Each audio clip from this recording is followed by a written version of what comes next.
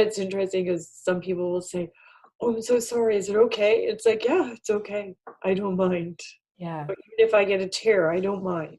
Yeah. Losing, like the doctor said to me, you've gone through the worst thing you possibly can in your life, losing a child.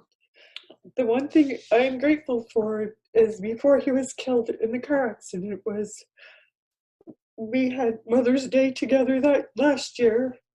We had gone out shooting because we all like shooting guns at targets, not anything else. I had that day with them. And I had a day where he come down and he had spent the night overnight. And it just, I got to be his mom, feed him supper. His clothes were dirty. And I said, well, if you don't feel like, if you don't want to go home, stay with me tonight, I'll wash your clothes. So I got to wash his clothes and cook him breakfast in the morning and make him lunch and send him off. So he would have been, it would have been after his birthday. So he had his 25th birthday last year. And that was the shooting day, was actually his birthday. And he wanted his strawberry rhubarb pie because he really wasn't much for cake.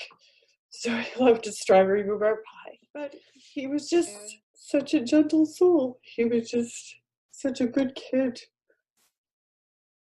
And loved animals and was so gentle with people. And everybody remembers his smile. He just had the biggest smile in the whole wide world. And losing him was just unimaginable. And my heart just breaks every time I hear there's an accident and there's a 25-year-old or a 28-year-old or a 22-year-old. It doesn't matter. It's somebody's child. And my heart breaks for them because it's something you never want to have to go through. He used to cook supper for me. He made the most amazing pizzas. He made cheesecakes. He loved to cook. And I'd say to him, I said, do you want to be a cook or a chef or anything? He's like, no, Mom. He said, I just love doing it like this, and we have pictures of his pizzas were massive pizzas. And Pete, the vineyard manager, who he became, they were all friends, they were all close friends. Pete would say, the only way you could eat his pizza is if you held the plate and slid the piece to your mouth because it was so full of stuff. That I once had showed him how to do the pizza dough, and then that was it. He was on his own. He made the homemade pizzas from there, but I just miss him so much. I don't mind anybody asking me. I love it, because then I know that they think about him too, and that he had a place in their heart. And there's people that have never known him, and they'll still say, I'm so sorry for your loss. And I just, thank you. Kate and I and the kids talk about him all the time. Like the kids will say about Uncle Kyle, when they see one bird, that's Uncle Kyle coming to say hi. If there's two, it's not, but one bird is Uncle Kyle, and they reference that. We loved eagles together. Kyle and I loved eagles and red-tailed hawks and stuff. So every time I see one of those, it's just like a symbol that he's there. Like I just, hi, Mom, I'm okay.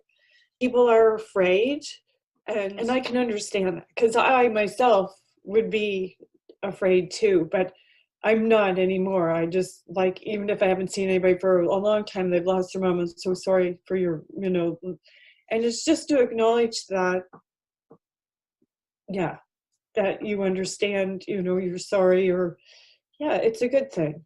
I think it's a good thing. It feels good to me. I have a young girl in the grocery store who hugs me every time she sees me because she said, she was talking to me one day and she says, who's that tall, handsome guy over there? I said, that's my son. She said, oh my God, she said.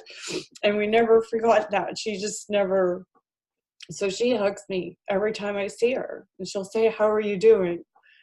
And she'll say something sweet like, well, you look amazing. And I say, well, you're very sweet.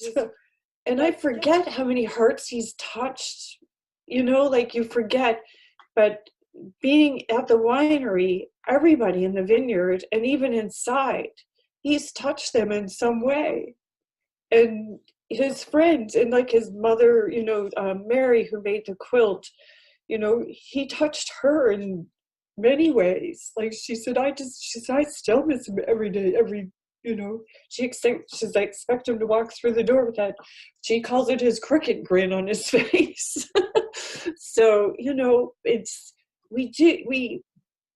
we mourn our loss, but you forget until somebody says something. It's like, wow, you're missing him too.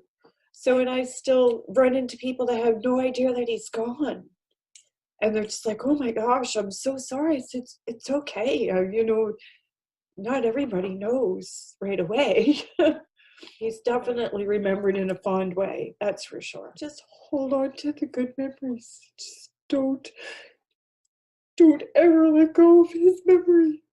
There are days that you want to give up, but I hear his voice saying, Mom, you need to keep doing this. You can do it. And I guess that's what people just, like, reach out to your friends. And like, that's what, friends would call me and say, Kim, come and have lunch with me. Or come, meet me for coffee. And just don't seclude yourself. Go. Like, just as much as you want to just go in a room and just pull the blankets over your head, don't stop. Just get up every day and keep moving forward. You're not going to always accomplish everything that you wanted to, but it's like with my business. It's kind of like in a stalemate, but just don't give up. Like, just keep living. It's hard as hell. But you got to be brave and do it. You got to be brave and do it for their memory.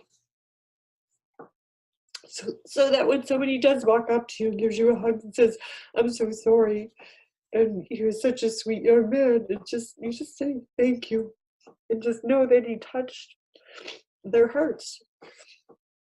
But just don't give up. You just reach out for friends, reach out for for help. Go for help if you have to go for help. It's never going to go away. Like, the hurt gets less. The hurt and pain eases, but it'll never completely go away. And I've talked to women that have lost, say 16 years ago or whatever, and they say it'll never completely ever go away. It'll always be a loss. I mean, it's like a parent too, but I guess with a child, it's just a little bit more of an emptiness that will never go away. The minister, he didn't know Kyle, but Barry and I sat with him for probably almost 2 hours and just spoke about Kyle. And so in that, he put it together, and he just hit it home, about him and how he was. And he looked at me and he said, we're not always meant to know. And that's what I take with me. Like, you can say, why did this happen? And I've never gone through that, because his words were so powerful. It's like, we're not always meant to know, because you can't figure it out. There's no figuring it out. And I don't have anger and I don't have hate for the gentleman that, because it could happen to anybody. Anything could happen. That's why it's a tragedy. That's why it's an accident, because it's not maliciously thought out. Nobody got up that morning to say, oh, we're going to have a head-on collision. And, when he said that, I hold that. We're not always meant to know. Yeah, I have to do this.